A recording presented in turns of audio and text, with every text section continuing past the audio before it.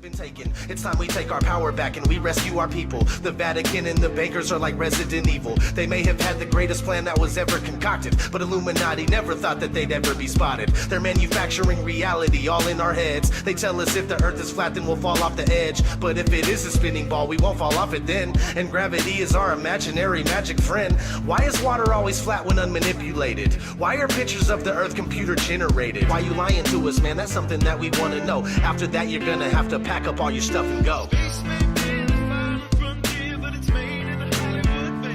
Hello everyone and welcome back to the Flat Earth Podcast. I'm Curious Jay, alongside me Dave from deep inside the rabbit hole. Once again, time for another hour or so of Flat Earth audio. Dave, what's happening, my man? Hey man, it's doing great today. An hour or so, we're gonna have to start saying an hour and a half or 2 hours. You're right. We but that's a good thing as far as what I can tell from the audience feedback that we've gotten, because a lot of them were asking for longer right when we started this thing off. All right. So yeah, let's talk first off on a few videos that happened in the last week or so. You put out an incredible video, just a couple minutes long. What was the total running time on that NASA video? 2 minutes and 20 seconds. Yeah, that's a powerful 2 minutes and 20 seconds and great music, might I add. Yeah, so I had found this clip of these. I thought it was just kids doing it on their own, but I found out later that it was a television show where they're on the International Fake Station and he's flipping a pen around in the air, and it looked as good as what we see on the space station. So I said, hey, I'm going to make a great video out of this. The clip was literally 6 seconds long. I was going to make a 6-second video, and an hour later, I'm up to 2 minutes and 20 seconds.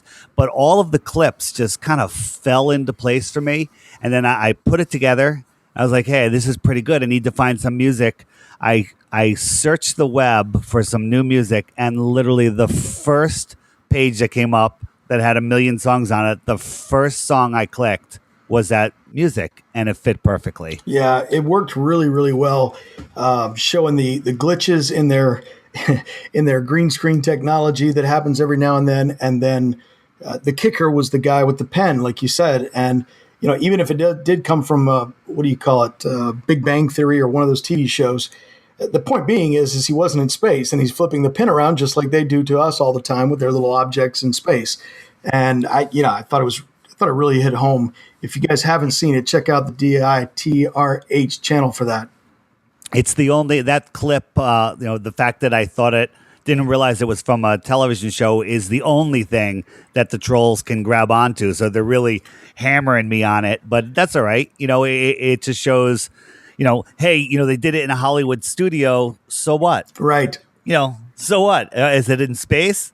Yeah. So yeah, the exact. And I read one commenter who said, well, just because this guy did it, or just because they did it with a green screen, doesn't mean the ISS is. No, of course it doesn't. We're not saying that, but hello, we're trying to show that what they do and what they show us, all their little tricks with their bubbles and their floating tennis rackets and guitars and everything else, it can be done without being in space. And in fact, if you ask us, it certainly is. I did upload it directly to Facebook, so it automatically plays when somebody sees it. And that is getting thousands of views and hundreds of shares. So that one's really making a difference. I even had some friends in my personal life make comments today. They're like, yeah, NASA is faking stuff, and they've never commented on Flat Earth before. So I encourage anybody that likes that video or another short one to start posting these on your personal social media, your Facebook page, because people that have no idea that Flat Earth is a thing will see something like this. And you're not saying anything bad. You're just saying, hey, something's screwy going on here. Yeah, you're exactly right. And on another note, both of us came up with a couple of ideas to break the Flat Earth ice to people, or to get closet flat earthers out of the closet. You go first, because I thought yours was incredible. The idea, the email thread you sent to me the other day. Oh, yeah. Whenever I order something online, whether it's eBay or Amazon or whatever, most of the time you get a communication back either from customer service or, from the company. And whenever I have any kind of correspondence with with something like that, somebody that I'll probably never talk to again, I end my sentence, at the end of my email, I put research flat Earth, and I put a link to our podcast. Yeah, and that's it. You just send it back, and it makes a difference. Yeah, when you you forwarded me the thread, and I was reading through it, and I was like, it was obvious you were getting technical support with something, and I'm like, what is he sending me? Was this a mistake? And then it hit me. I saw the last one in the thread, research flat Earth, and I was like, wow, that's genius. Great idea. Yeah, it plants a seed that they can't get out of their head if you give them a good link and they happen to click on it and watch it, or listen to it, as I was suggesting with our podcast. There's no turning back. Yeah, and like you say, it's perfect because it's a total stranger on the other end of that email, so you don't have to worry about being embarrassed or scared to say something about it or whatever. That's just perfect. Great way to break that ice and to spread the word. I also, when I was having problems when I had my Deep Inside the Rabbit Hole website, I was having problems with it being hacked, and we were on with GoDaddy customer service, and the person really has to dig into the site. And every time we would do that, the person would start asking questions. What's this flat Earth stuff? And we would get into it, and other people around them would gather around, and we'd hear them talking, and they'd start asking questions. And one time when we were having tons of problems, we had to call back, for several days in a row. One day we called back, and we could hear the people. I heard the people in the background like, oh, it's the flat Earth guys. It's Deep Inside the Rabbit Hole guys. And we blew up the whole office. So they all know. And we encourage them, like, listen, when we're done with this, thanks for fixing the site. When you go home tonight and you have some time, why don't you peruse a little bit and watch some of the videos? Very interesting. And we know that we're waking up tons of people that way. Yeah, so that's a great idea for everybody out there listening. For those of you who want to figure out how to spread the word without him, or if you're too embarrassed to say something, that is a perfect way to do it. Send them a link, and again, it's total strangers, so there's no risk. And then, I just received in the mail today the 2 hats that I ordered. I'm going to send you one of them this week. It's a black hat, and it just simply says on it, 8 inches times miles squared. It's one of those deals to basically draw the flat earther, the secret flat earthers out there, to draw them out of the closet a little bit, to get them to come to you and say, hey, what's up with the hat, So I think, because the only people that are going to know what that means are people who have looked into this. Well, you can have 2 things. One, it'll signal to another flat earther, they'll see it and know what it is. But it's also going to get people that have no idea what it is to give you a strange look and ask you a question. So that's why I think the hat should come with either Google Glass or a little camera in it, so you can capture these interactions that you're going to have with these bewildered people. Like, why are you wearing that formula? Yeah, what's up with that? Yeah, what's up with the formula? Yeah, and then I guess I'll have to have the phone ready to record the conversations that are sure to follow when they see the hat. I can't wait to wear that around town. But it just goes to show you. I was looking through the statistics for the podcast the other day. And there's a new system on SoundCloud that allows you to, look at the different cities and countries that are downloading your podcast. And take, for example, the city of Los Angeles, for instance. There are hundreds of people that are downloading this podcast every single episode, right? And yet, for the meetup that they had recently in this area, I was looking on one of the channels the other day, and I think the attendance was like 20 to 30 or something like that, which is a great crowd for a meetup. But it just goes to show you that the people who are out of the closet are still a very small portion of the people who are in the closet. Yeah, absolutely. When it comes to flat Earth. Yeah, for sure. There's always, you only get a small sampling of people that will say something. Tip of the iceberg. We have getting to the reviews on iTunes, ignoring the trolls who have organized a barrage, giving us single stars. We know that there's a lot of people that love this show, but very few of them leave a rating. Yep. Because people like to be quiet. When I listen to Richie from Boston, he makes the same comment. He goes, 1,500 people watching and only 200 likes. Right. People are just in the closet quietly watching. Yep, that's right. And speaking of the reviews, it's hilarious because still to this day, the people who have been leaving reviews, we want to say thank you, first of all. But second of all, I want to say that it's hilarious because you can literally chart every time a new positive review is added. the trolls come along and add a negative review. And if you actually read them, it is so obvious they don't even listen to the show. Yep. People quoting us with things we've never even said. Amazing. It's just amazing. Yeah, it really is. I spoke with Robbie from Celebrate Truth today, who's helping to orchestrate the Flat Earth Conference, and he wanted me to let everyone know that currently right now you can, as the tickets are sold out, you can get the live stream pass for the early bird special. I think it's $17 to be able to stream both days of that event. And then after October 15th, that'll go up to $27. So if you can't make it to the Flat Earth Conference and you want to stream the event, which I highly recommend, now's the time to do it. Order it before October 15th. Fantastic. And by doing that, you're really supporting the Flat Earth movement, if that's a thing. You're helping people spread the word. The conference is about spreading the word and getting people to come out of the closet. And by supporting it, one, you're getting content that you want, cheaper than going to a movie, and you're helping the word get out, because it's not free to do all the stuff, even though you and I are doing it for free. Yep, exactly.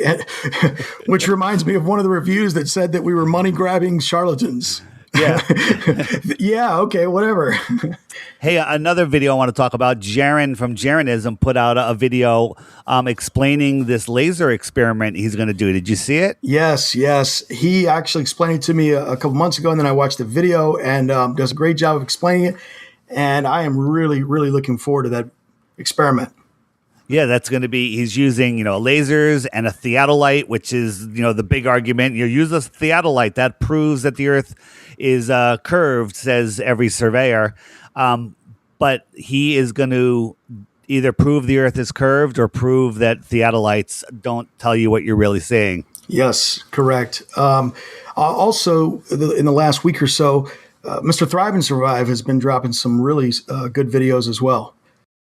What I did not see. Which ones? Just ever since the eclipse, he's had several on about the eclipse. He's had a really good one on submarines and how submarines and the way that they float using buoyancy and that sort of thing, kind of like the opposite of an airplane, proves flat Earth, that they are not cruising along in the ocean on a spherical ball. Really good video, about 20 minutes long, by Mr. Thrive and Survive. Okay, I will be linking all of these videos. We're going to have lots of links in this week's Facebook post, but they'll be there. Yeah, that'll definitely be worth it. And I believe we have a speak pipe from someone named Chucky that we can listen to. Fire it up. Hey guys, I'm actually a flat earther already, and I came across your channel just today, and I've heard a couple of your podcasts already, and I don't have any questions, but I do have something I do want to contribute. I took 2 photos on 2 different occasions, and the moon was very, very clearly in front of the clouds. And I've also been watching the stars. I mean, how do people not know this? How do people not see this? I've been watching the stars over my head, the same constellations, for nearly 7 months without any variance. How is that possible on a globe model? I find it hard to understand how people cannot see this. It's so in our faces. It's so obvious. And I'm more than willing to share that photo that I said. I have the picture of the moon. It's clearly in front of clouds. I have a picture and a video, actually. 2 separate occasions, 2 separate times. I just want to say, love your guys' work. Keep up the work and spread the truth. Thank you. All right. Thank you, Chucky, for that message via SpeakPipe. So the moon in front of the clouds. We've seen lots of photos and videos which appear to show the moon or the sun in front of the clouds. Dave, how do you respond to that? That's such a heated topic of discussion. With the sun, the sun's so bright that it'll look like it's in front of a tree if you look at it right, with branches going in front of it. But I'm not disagreeing with him, because I really believe that as I've said many times on the show, that the sun and the moon that we are seeing are not physical, and whatever is projecting them, for lack of a better word, is placing them in a position relative to where we are, which is rather close. Can that render in front of the clouds? I'm thinking it could. Some people get very upset at that. I know that Jaron has some serious issues with that, but that's okay. I don't mind disagreeing with Jaron. Yeah, I know. And it's because I guess with the sun, I can probably accept the excuse of the brightness of the sun is drowning out certain sections of the cloud, which make it appear to be in front. With the moon, it's a little tougher to accept that explanation to me.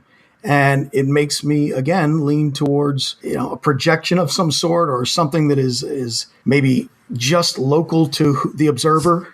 So here's a thought I had today. As you're looking at things, like a mountain or whatever, farther and farther into the distance, it gets harder and harder to see because you're looking through all that atmosphere and it drowns it out. It basically becomes sky and you can no longer see. But then when you turn something like the sun can power through it a lot farther because it's so bright. But when it comes to the moon, especially when it's a crescent moon, and you can see the rest of the moon when it's on the horizon or when it's first, coming into view. That should be on a flat Earth or a ball Earth, very far away, looking through the most atmosphere. But you can still see it just as clear as it is when it's overhead, which is, exponentially less atmosphere that you're looking through because you're looking straight up into thinner and thinner, clearer and clearer air, as opposed to across it. And the only way that, that adds weight towards my theory that when we're seeing this projected, sun relative to our position, that it's not far away at all. That when it comes into our view, it's not that much farther than it is when it's over our heads. Right. It's projected closer. It comes in relative to our view. Much closer than we think, because if it was, 3,000 miles away or 1,000 miles away, how would we see it through 1,000 miles of atmosphere? It would be dulled out, right? Yeah, no, it totally would. But it's alive and well. I mean, it is. I mean, last night, for instance, it was a full moon, and it was just so incredibly detailed. It was unbelievable. And then when you factor in, just like you just said, how much atmosphere and haze should be between us and that, something just does not add up. And then this brings into, the big argument. There's people like, I believe you're on the same camp, that the sun does a circle around us, going around a center point that we call the North Star, the North Pole. Other people believe that it goes straight, on the Pac-Man map or whatever you want to call it, because when they do all kinds of time-lapse measurements, it sure looks straight, although sometimes it looks curved. And I've measured some of those time lapses and I see that there is a curve, but that curve could be due to perspective. But if we're seeing it rendered like I am starting to think it is, we're only seeing a short distance across that map. So that circle, it's such a short distance that we actually see the moon that you couldn't tell if it was curved. It would essentially be straight. Does that make sense? Yeah, it totally does. Reminds me of one of the callers on a recent Mark Sargent show brought up a quote, and when he said it, I was like, I need to Google that and check it out, by Erwin Shapiro. He's an astrophysicist with the Harvard Smithsonian Center, and the quote that he had was, "The best possible explanation for the moon is observational error. The moon doesn't exist." He goes on to say the moon is bigger than it should be, apparently older than it should be, and much lighter in mass than it should be. It occupies an unlikely orbit and is so extraordinary that all existing explanations for its presence are fraught with difficulties, and none of them could be considered remotely watertight. Pretty profound quote from somebody on the mainstream science side of things. Absolutely. All right, so when we come back from the break, we've got a very special guest joining us. You're not going to want to miss it. Stay tuned in just a second. Following announcement has been paid for by the Flat Earth Podcast. You want to leave a digital voicemail for us? Head over to the flatearthpodcast.com and click on the blue link that reads, "Got a question? Send us a message." You can do it from your iPhone or from your computer. First time you do it on your cellular phone, you'll have to download a little app. But after that, you can leave us all kinds of messages. If you want to be anonymous, you can make up a name, make up an email address. We don't care. We just want to hear what you have to say. We'll do our best to play or answer these questions and comments on future episodes right here on the Flat Earth Podcast. Download the SpeakPipe app And check us out at theflatearthpodcast.com. The Flat Earth Podcast. If you're watching this audio on YouTube right now and you're not familiar with the world of podcasting, there's a far better way to listen to the Flat Earth Podcast each and every week. Think of it like your TiVo or your DVR is to your television. You subscribe to whatever show that you like. Whenever a new episode comes out, it records it, downloads it, and notifies you that there's a new episode for easy listening anywhere. Another great feature on most podcast players is you could speed up if you want to hear stuff even faster, or more importantly, it has a jump back and jump forward 30 seconds so you could skip annoying announcements like this. We're on iTunes, Stitcher, SoundCloud, and so many more. If we're not on your favorite podcast app, send us a message and let us know to make sure we will be. The Flat Earth Podcast. Today, we've got a very special guest with us on the show. Someone that we've been trying to get lined up since we started this program, but we had problems making our schedules all work out. Well, it's finally happening. The planets are all lined up, so to speak. Wink, wink. And we have had a lot of requests via email, SpeakPipe, for us to kind of back up and cover some of the basics on Flat Earth for people who are just joining the podcast, who haven't done 16 to 24 months of research. You know, what is this all about type thing? And I think this is a great show to have our guest on because he's produced one of the videos that we always recommend for first timers, and that is the 21 questions for Flat Earth. Isn't that right, Dave? This was supposed to be our second and possibly double show, third podcast. Numbers 2 and 3 were supposed to be O.D.D. Reality, going over the 21 questions. That's right. So without further ado, let's get him on here. O.D.D., are you there with us? Yes, I am. How's it going? Man, it's going awesome. Great to have you, bro. Excellent. Thanks, man. I've been looking forward to this as well. And also, don't forget that at the conference, we have our billboard, which is featuring O.D.D's 21 questions, as a first place to go look if you're hearing about Flat Earth for the first time. Yeah. Did you know you struck gold when you came up with the idea for that video? Yeah. The other thing about that video that I like is that it's a community thing. I gave the idea out on all my social media accounts and I asked people to contribute. I already had the questions. So I wrote all the questions down and I said, send me your answers to these questions. And then I combined everybody's answers. Took what was good. Some of the things were not so good. So I left that out, of course, but, a combined mixture of a lot of people's different views did really add up to a good video. Man, I tell you what, it covers like everything that you could hope for. You know what I mean? It really does. It is so in line with what so many people ask right away.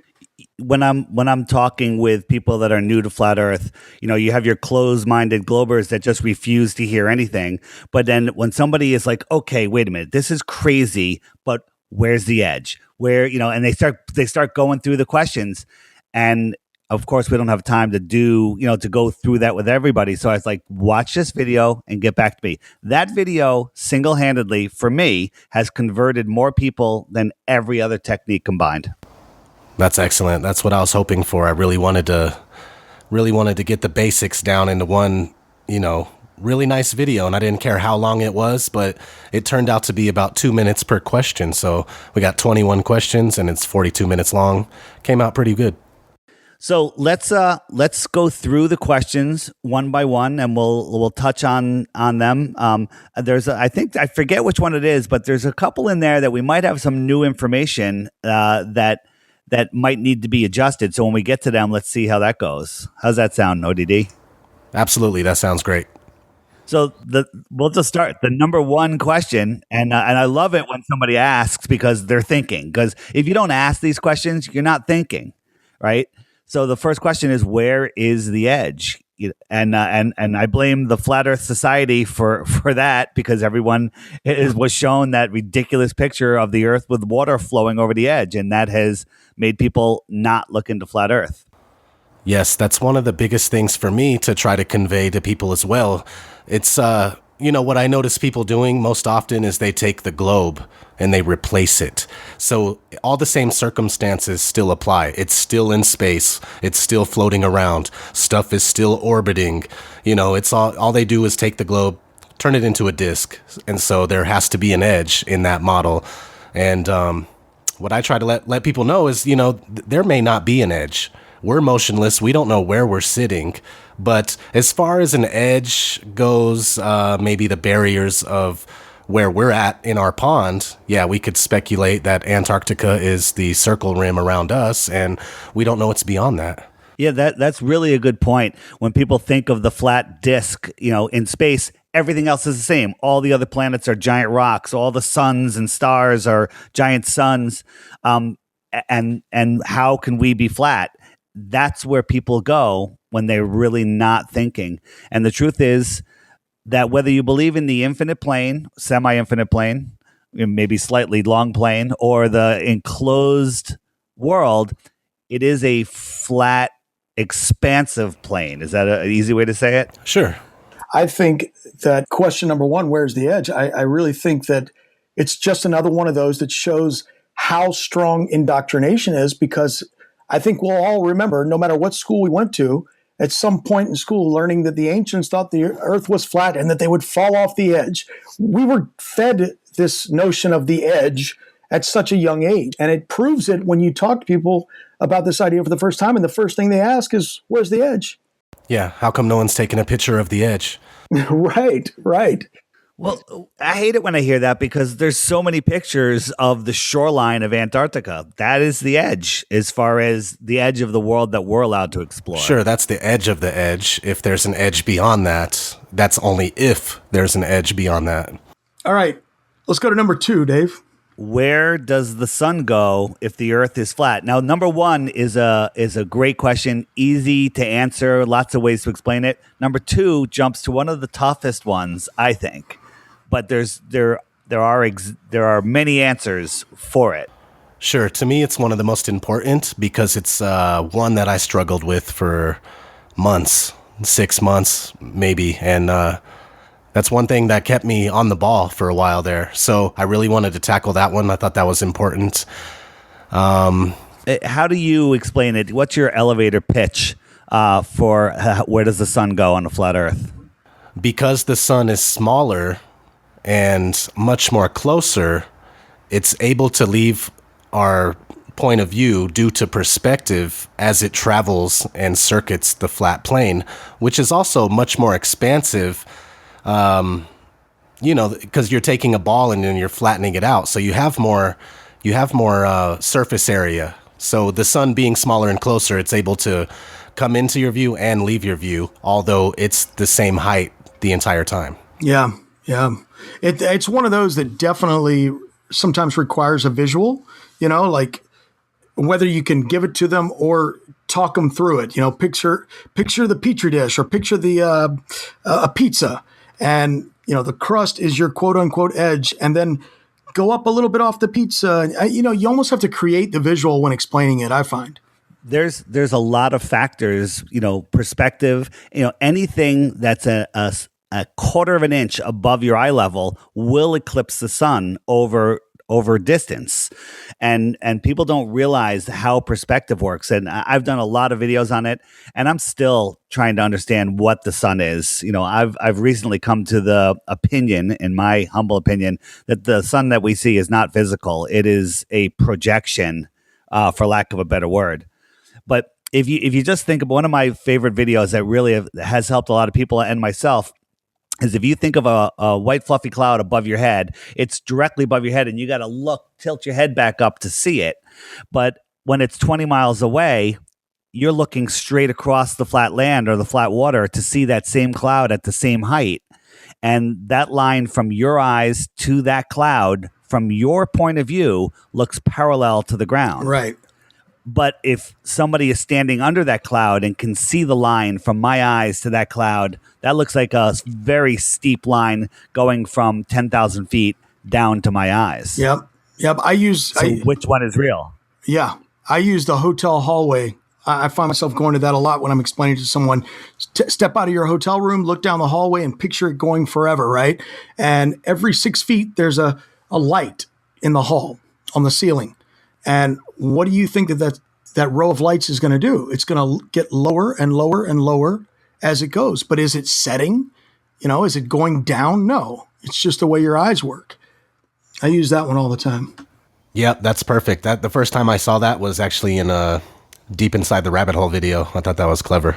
There you go. I'm working on another sunset video. I've been using my drone to get some great sunset footage. So we just need some clear nights. And each time I film it, I see something else. It's just the amount of information coming out now.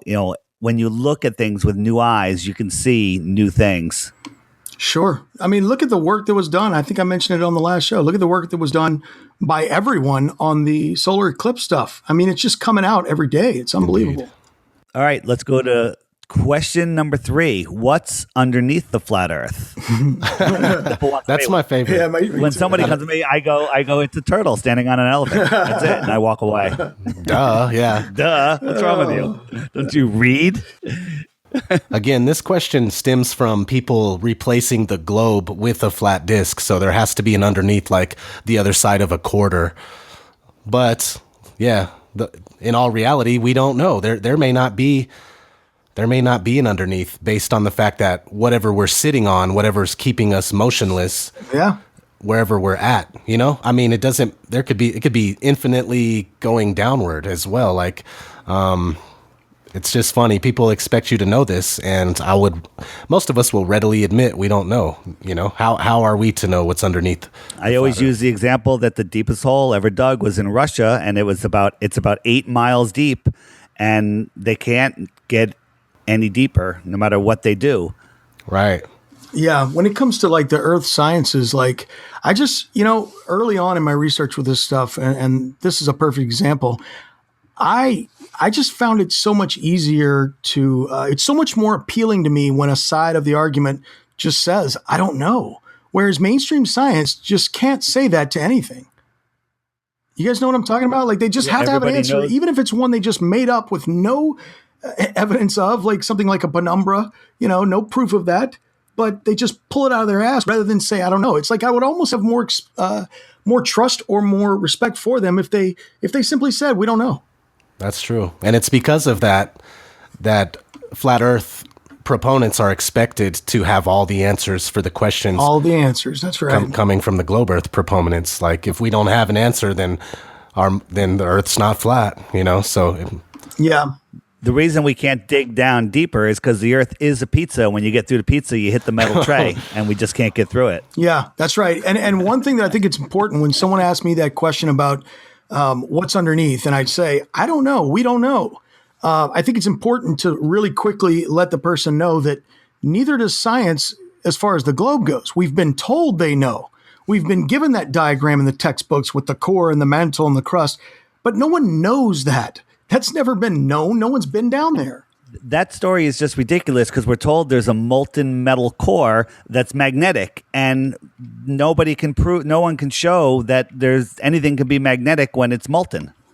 Yeah. Like I pointed out a few weeks back, iron loses its its magnetic properties at a certain temperature that is way lower than the supposed temperature of the molten core of the Earth. So it's all conjecture. It's just guesses. Number 4, what about ships and boats disappearing over the horizon, which is always comes up as one of the first 4 that people ask. I love the order that you put them in, too, because it's pretty much I've had people ask in this exact order. Yep. And it's fantastic. It really is. No one's got all 21. It's kind of like the the basketball, the college basketball series. If somebody could guess all 21 in a row. Yeah, right. In the right order, that would be fantastic. Yeah. Well, this is pretty close. This one makes me wish I lived near the ocean so I could actually go out every day and get new footage of ships not disappearing over the horizon. But I've had to stick with what I have seen, and that's people bringing back in the ships and the boats with their ultra zoom cameras like P900s or whatever. But it would be nice to live near the ocean so I could get a lot more of this footage myself. So I live on the Long Island Sound, which is actually a very good place to do it, because from my beach, I can look straight down the Sound out to the ocean, which is 75 miles away before you're out of the Sound. And the Sound will give us very calm conditions on certain days.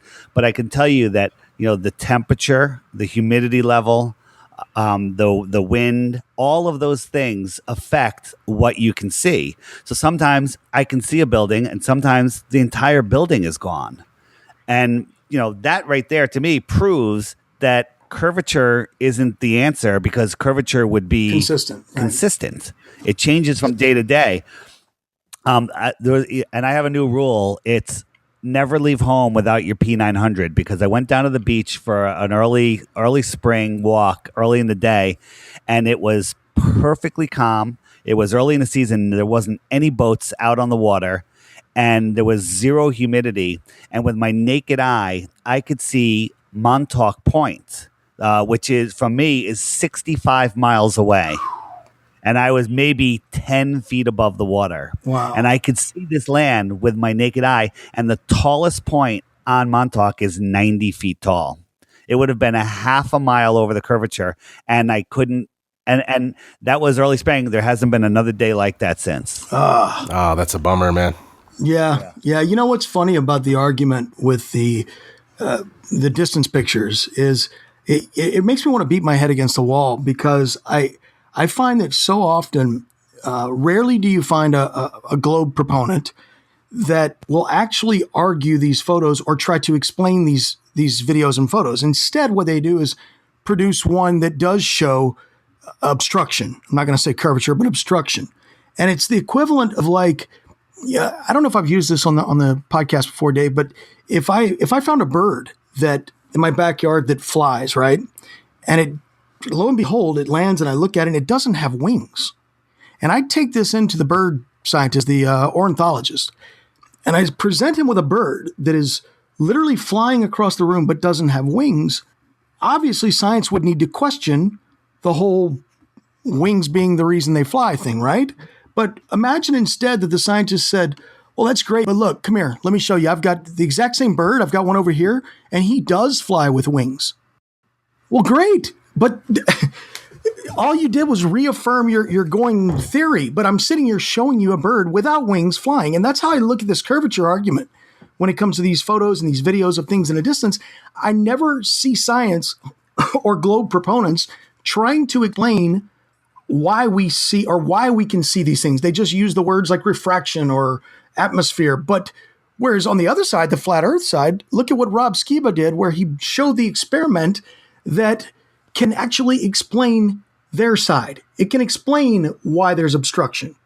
So, I just find it ridiculous. I always want to beat my head against the wall when it comes to this argument, because I don't think they're doing their job.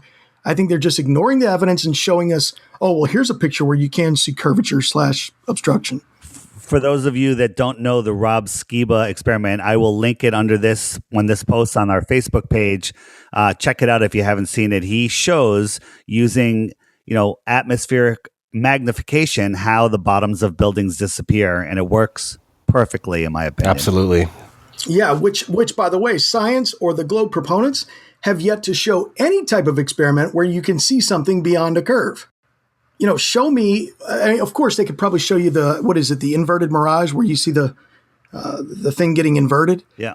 But no one can show me. I mean, that's the equivalent of being able to see around a corner. And no one can show you how you do it. Nobody's done a really good video, for a rudimentary video, about how our eye can't see something that's less than 0.02 degrees in width. So when something gets that far away, where it's less than 0.02 degrees, it's invisible to our eye. But when you zoom in with a camera, it comes right back into view. So things that are there, our eye cannot see it. And nobody really explains that well to people that have no idea. Yeah. That makes sense? Sure does. So wait, there's also another video, which I'm going to link, and you guys have seen this, where somebody did a time lapse over a lake across to, there was the buildings and a beach, and just during the day with the temperature changes, the buildings, were completely visible, the beach was visible, then half the buildings were gone, back and forth. Have you guys seen that? Yeah, I have. That is the most telling video right there, that, atmospheric conditions dictate tell what you can how see. far you dictate how far you can see and how much. I think that was Rob who did that one also. Yeah, I mean, a lot of people use it. Jaron has it. I'll find it and I will post that under this and on the Facebook page. Getting to the next question, and I actually have. I think that we shouldn't even answer it. What about all the pictures of the Earth? And I just posted a video by the Flat Earth Man, and I think we should play that as the answer. Oh, that'd be great. Oh, Yeah. the Flat Earth Man? Boom. Insert Flat Earth Man song here. A friend of mine once told me to do a search online. Search for photos of Earth, he said. This shit will blow your mind. So I opened up the Google and I looked for photos of Earth. Well, a lot of photos came up. He said, click on the first. He said, that's the famous blue marble that everybody's seen.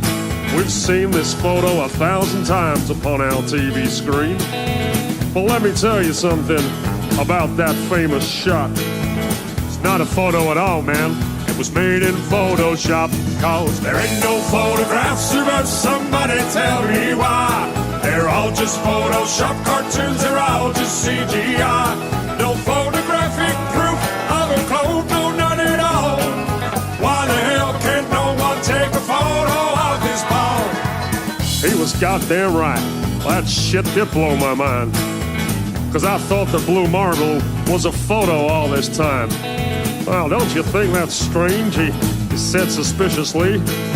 Now, the fact that it ain't a photo seems pretty weird to me. I mean, the most important photo that man could ever take? This huge iconic image turns out to be a fake? Well, I couldn't quite believe it, man. I was pretty shocked. I needed further proof that this photo's photoshopped. He said, look up Robert Simon. He made that cartoon ball. He's the guy you should research. He works for NASA and all. He openly admits that it's all just artistry. He said, and I quote, it's photoshopped, but it has to be. There ain't no photographs, but somebody tell me why. They're all just Photoshop cartoons, they're all just CGI. No photographic proof of a code, no none at all. Why the hell can't no one take a photo of this ball? Yep, every photo of the Earth is artist trickery. All the photos on Google, man, are as fake can be. Download all the photos and put them side by side. Compare all the continents, they're each a different size. Compare all the colors, each globe a different shade. If all of these were photos, man, they should look the goddamn same. Where's the continuity? There's none, no, none at all. All that NASA gives us is a bunch of cartoon balls. Cause there ain't no photographs, but somebody tell me why. They're all just Photoshop cartoons, they're all just CGI. No photographic proof of a code, no none at all. Why the hell can't no one take a photo of this ball? Now we're supposed to have this telescope, right, that's flying past the stars, taking beautiful photos of Jupiter and Mars. Well, I've got a small suggestion, NASA. Here's something you could do. Point that thing at planet Earth and take a shot or two, because there should be goddamn thousands of photos of where we live. But Hubble ain't taken one. That's suspicious, don't you think? We got all these fancy pictures of spinning galaxies, but not one goddamn photo of the Earth for us to see. Cause there ain't no photographs, but somebody tell me why.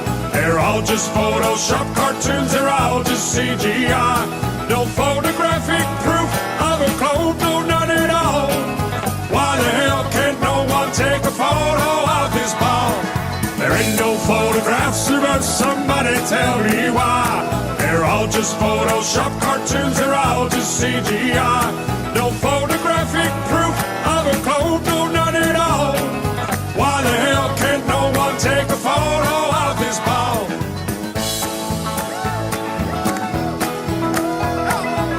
And there you go.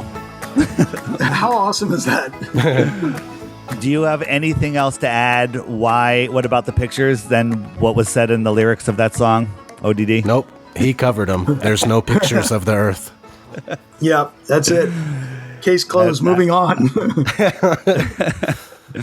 All right, number 6. Why are the other planets round? Oh, I hear this all the time. O.D.D, why don't you start? Give us. What do you say when people ask that? I would love to. The thing is we've been deceived into thinking that we live on a planet, because what you see in the sky, you can consider them planets. But the whole deception is they've taken the Earth underneath our feet and said, this is also a planet. But what a planet actually is a wandering star. And you could look that up in the etymology of planet. On etymology.com, you type in planet, it'll say the ancients considered the 7 planets, yada, yada, yada. And the thing is even the sun and moon are considered planets to the ancients. So it's pretty much anything you see in the sky that was a luminary that was going against the grain of the stars. The stars are all, they're how do you say? Fixed. Uniform. They're all fixed in uniform. They do the same thing. They go in the same direction. You look at other planets, they're doing their own thing. They all do their own thing compared to the stars. So yeah, that's the deception. They've taken the word planet, added it to, we're on a plane, so they added a T to it. We're living on a planet now, but we actually live on a plane. And the other things you do see are planets, but planets are actually, by definition, wandering stars. My favorite line is, the only thing that we know about planets is what Disney and NASA has told us. And I'm not sure which one is more credible. That's true. Yep. It's really hard. It's really hard for new people to this awakening to drop all of the indoctrination of what planets are. Every movie, you see the spinning globe, and we have so many things, ideas about planets and aliens and planets circling suns, and they're discovering new planets all the time, and it's hard to what's the word I'm looking for? To fathom that authorities, if that's what you want to call them, are lying to us on such a grand scale. Yep. It's hard to even entertain the idea for a lot of people because, again, I think I said this one other time, but it's like me telling you that your mom's not your mom. I mean, it's the one thing that's been around in your life that's been constant since you were a baby. The Earth is round, the planets are round, space is infinite. All that stuff was taught to us at such a young age, and it's really tough for a lot of people to even entertain the idea of anything else. Yeah. Lifetime indoctrination. Number 7. What about satellites and GPS? Somebody on one of my videos made a comment and said, your stupid flat Earth models, satellites don't even work on it. Therefore, the Earth is a ball. Oh, you're really missing the picture here, bud. It's just like, wow, can you please go watch O.D.D's 21 questions and then come back to me? Yeah, it's interesting. They admit, Google admits that they drive around little cars on the street with their camera on top, and that's how they get a lot of the stuff for Google Earth when you zoom in.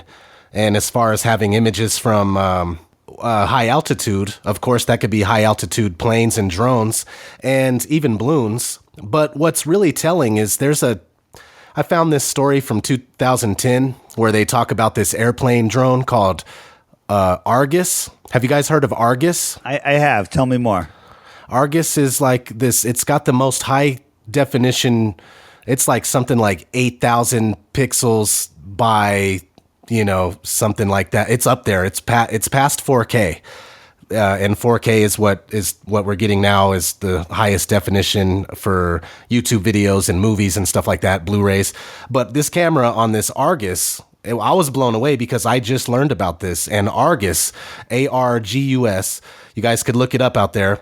It has a camera that's just absolutely mind-blowingly insane when it comes to taking high definition images. So just something like that could have put together everything in Google Earth. And, Google admits that they use drones as well. So it's just absolutely hilarious that people think satellites are, the only answer when we're being told about these cars and these drones. We talk about how things disappear through atmosphere. So if a satellite was taking all of these pictures where we can, zoom in and see, cars parked in our driveway, everything would be washed out. It wouldn't be these brilliant colored, high definition pictures, no matter how many pixels, because no matter how high res the camera was, because you have all that atmosphere between you. I believe that, these Google Earth pictures are taken from lower than regular planes fly, regular cruising altitude. Yes, I believe that as well. I think you're right, because if you look at a commercial airliner from the ground, when you look up at it, even on a clear day, before it disappears, like before it gets high enough to disappear, what so many people will find when you film it with your P900, when you zoom in, it starts to look transparent. It starts to fade out. That's because of all of that, haze in the atmosphere. And the same thing would happen from high above looking down. The features of the Earth would not look as clear as day as they present to us if they were seriously taking that from space. And one way you can prove this is all of the balloon footage that goes up when it gives you a good clear shot down. There's a lot of stuff in the way, a lot of clouds and just atmosphere just washing everything out. You don't see these brilliant colors. That's why when I see these, paintings of the globe from outer space, the colors just make me laugh. They're brilliant. They're brilliant, like brilliant, like acrylic paint colors. That's probably because they are. And just like the song we just listened to about the pictures of the Earth, that guy can make a song about satellites. Like if you try to find a real authentic picture of a satellite, they're all cartoons. Yep. All right, moving on. Number 8, is outer space even real? Another tough one for people to wrap their minds around, but ODD, lay it on. Sure. I always like to say that, of course, what you're looking at in the sky is real. It's there, obviously. We're not saying it's a projection or that it's not there. But the fact is there's no such thing as deep space travel. And what we're looking at, the night skies, the heavens, it's not what we're told. It's not space like you could go up there and head off to a different planet. But so in that sense, space is not real. But in the sense that what you're seeing with your own eyes, that is real, if that makes any sense. There's the secret space program fans, they talk about there's this, what's the name of the secret space plane that flies out there for like 2 years at a time and comes back, the RB-8, or I forget when I was something like that. Yeah. The question is, if it's in the vacuum of space, think about the end thrusters worked in space, which there's nothing to push off of. What would stabilize it? An airplane has to be going a certain amount of speed for it to be able to turn. Otherwise, it just falls out of the sky. But you have to have something to push off of. So if that thruster was a millimeter off center, or the weight in the spaceship wasn't perfectly balanced, it would just go into a forever spin.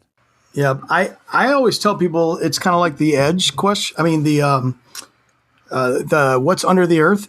I tell people I don't know. I just know that the space that we've been taught, the space that we learned about in schools and that's put forward to us in all of these great science fiction movies, that's not real. That's not how it is. And I don't know what it is. I don't know. I don't know how far the stars are, but I don't think they're trillions of miles away. I think they're much closer. Like 2 miles? 3? Yeah, maybe a little bit more than that. But what's amazing, though, you put up a balloon at night and all the stars disappear. Yeah. And the higher it goes, the less stars you see. And you can see that in an airplane. When I flew to Hawaii in the middle of the night, I was looking out the plane. I was excited to really see the Milky Way. And I saw like 2 stars.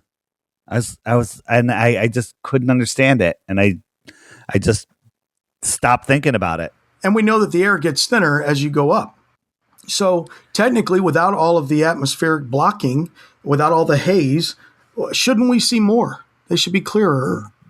Just like when you go up on a mountain, away from the lights, you see a lot of stars, but after a certain altitude, they start disappearing, which is fascinating to me. Yes, very, very strange. It's almost like we have a filter in at some point. So when you're below that filter, you can see the stars, but once you get above it, you can't see them anymore. So with my time lapses of the sun, and I'm going to throw the stars into the same category, the more I look at it, the more I believe that it's not there, that it is, and I don't have the right words for it, but I'm seeing it render to my position, and it rises and sets very close to where I am, and wherever somebody else is, it rises and sets to them.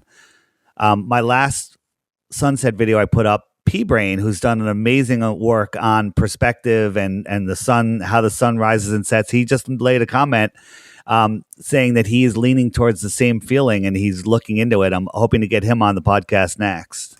Oh, that's excellent. Let me just say that P-Brain was one of the really, really greatest helps that I had when it came to the sun, because that was my biggest struggle, for real. Yeah, I've watched all of his stuff. He's got some really good things on the sun and how it works. And I, the last person I spoke to about Flat Earth, where I kind of introduced it to him and started talking it over with him, was earlier today, in fact. And that was something that I said was that, I don't have all the answers. I just know that we've been lied to. I know it's not correct. And I think that's where my journey is now, it's trying to figure out what these things are. I don't know that we've figured out exactly what the sun is, but I'm enjoying the ride, trying to get there, and it's kind of my mission now is to figure it all out. Absolutely, we may never know. I don't know if we have the ability to fully understand what the sun is. I look at it as the source of everything: information, life, energy. It all comes from the sun. I think it's conscious for sure.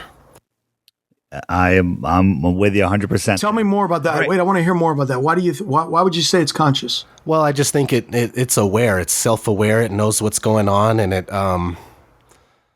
it's hard to explain, and it sounds absolutely insane, right? But I'm with you. I just wanted to hear more. I'm not disagreeing with you at all, ODD. Sure, it's just one of those things that it's a feeling I have, and it's I don't have anything to back it up, but I feel like it's a conscious being somehow. So late this summer, I got some sunflower seeds and I stuck them in the dirt. Okay, the dirt of this plain that we live on, and the sun was beating down on them. And within a couple of weeks, I have 12-foot high plants that are 12 feet high that came out of the dirt. All the dirt is still there. These flowers are amazing looking. Mm-hmm. Where did they come from? Where did that come from? Where did all of that come from? I tell the story about my cucumbers. I get a couple bushels of cucumbers out of this little circle of dirt. And then when I pull the plants out at the end of the year, all the dirt is there.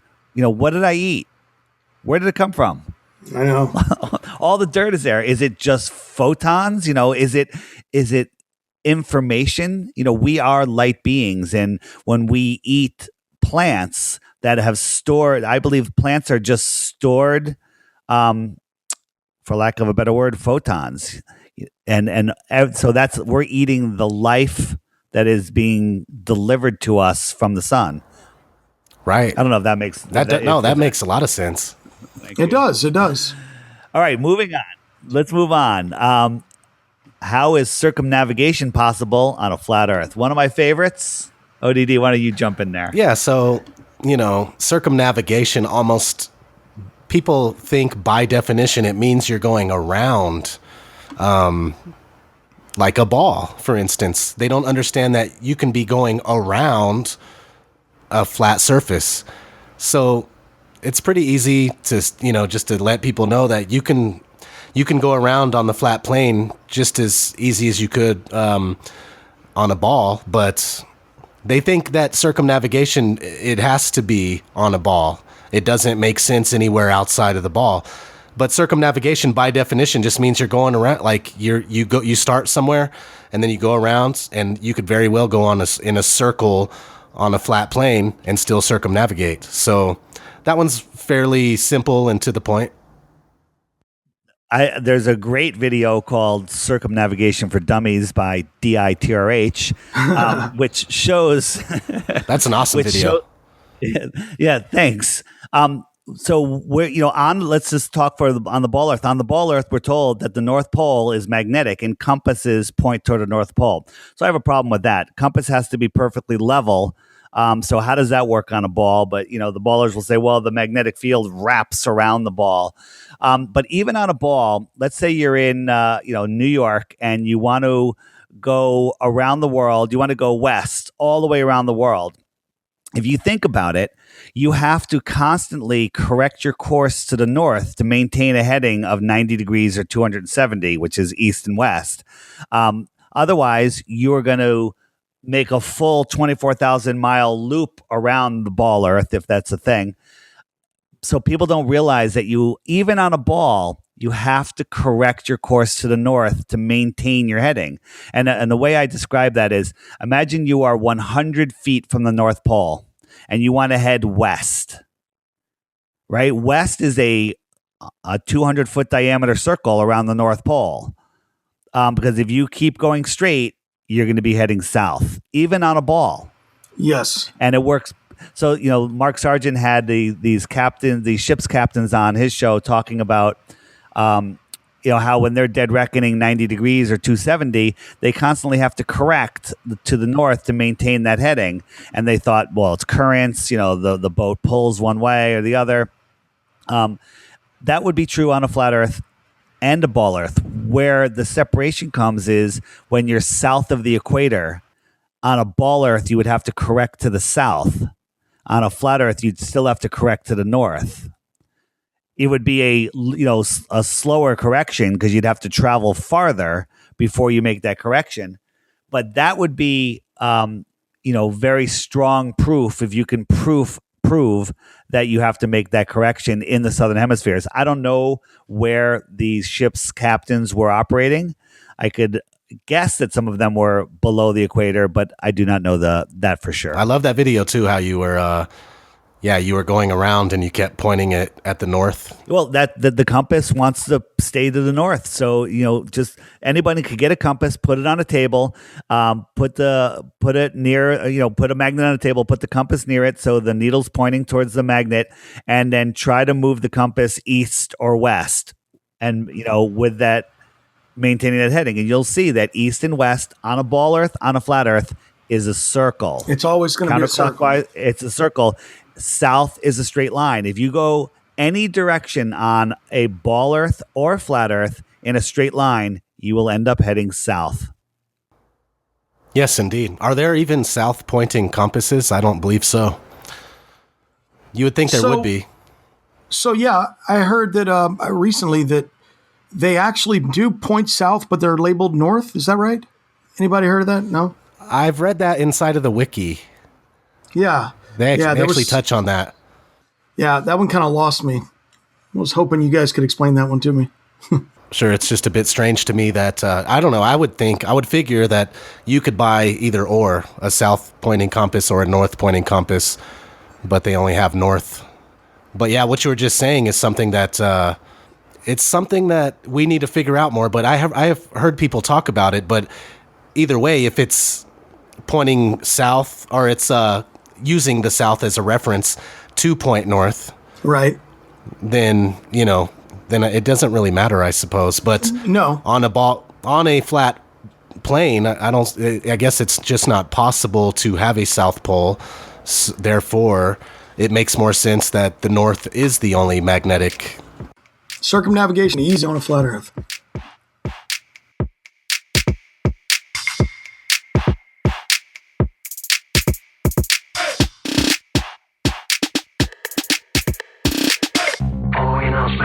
Has been paid for by the Flat Earth Podcast. The Flat Earth Conference 2017 takes place this November from Raleigh, North Carolina. Tickets are sold out right now, but visit their website and get on the waiting list. Or just head down. There's lots of people heading down to an adjacent hotel where they'll be live streaming in an auditorium and lots of outside stuff happening. A big Flat Earth hangout. And if you want to contribute to the massive Flat Earth billboard that's going up down in Raleigh, North Carolina, head over to the website, flatearthpodcast.com, click on the link that sends you over to the billboard campaign. The billboard is 14 feet tall by 48 feet wide. It'll be the biggest Flat Earth billboard to date. It'll be running for a month before the conference and ending the Sunday after the conference. Head over to fe2017.com now. The Flat Earth Podcast. And if you are coming down to the Flat Earth Conference in November, on Wednesday, the day before, we're going to be kicking off the conference with a gathering at the Flat Earth Billboard, which is just 2.5 miles from the conference center. We're going to have hundreds of people there. We're going to have a drone up filming us. We're going to be live streaming it to all of the different media across the plane, and we'll be interviewing people during it that'll be going out over the live stream. Be part of that. You don't even have to have a ticket to the show. Just join us and listen for more information here on the Flat Earth Podcast. The Flat Earth Podcast.